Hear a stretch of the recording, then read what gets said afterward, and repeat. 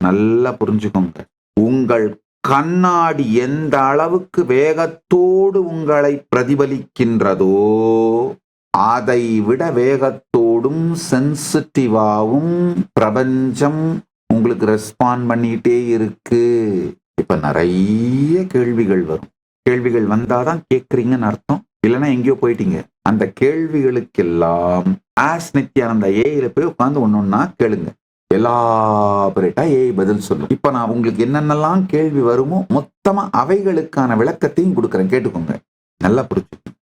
நீங்க ரிலீஸ் பண்ற ஃப்ரீக்குவன்சி, உங்களுடைய வைப்ரேஷன், இதுக்குத்தான் இந்த உலகம், இந்த பிரபஞ்சம் ரெஸ்பாண்ட் பண்ணுது. உங்க வாழ்க்கையில நடக்கிற அனைத்தும் உங்கள் வாழ்க்கையே நீங்க எமிட் பண்ற ஃப்ரீக்குவன்சி வைப்ரேஷனுக்கு, உங்களுடைய கான்சியஸ் வைப்ரேஷன், உங்களுடைய கான்சியஸ் ஃப்ரீக்குவன்சிக்கு பிரபஞ்சம் ரெஸ்பாண்ட் பண்றதுதான் உங்க வாழ்க்கை.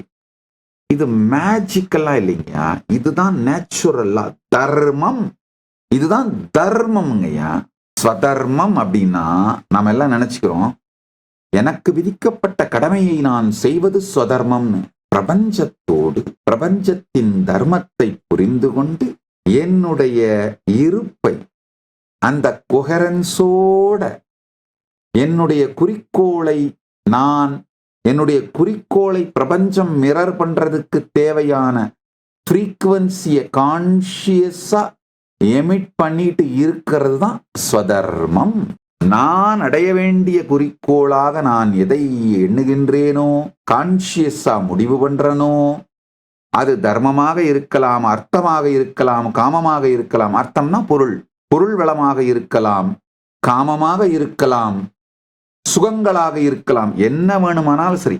நான் அடைய வேண்டும் என்று நினைப்பதை பிரபஞ்சம் மிரர் பண்ற மாதிரி, கொடுக்கிற மாதிரி, ரெசோனேட் பண்ற மாதிரி, கொடுக்கிற மாதிரியான ஃப்ரீக்குவன்சி, அந்த வைப்ரேஷன்ல அந்த கான்சியஸ் ஃப்ரீக்குவன்சிய நான் எமிட் பண்றது தான் ஸ்வதர்மம்.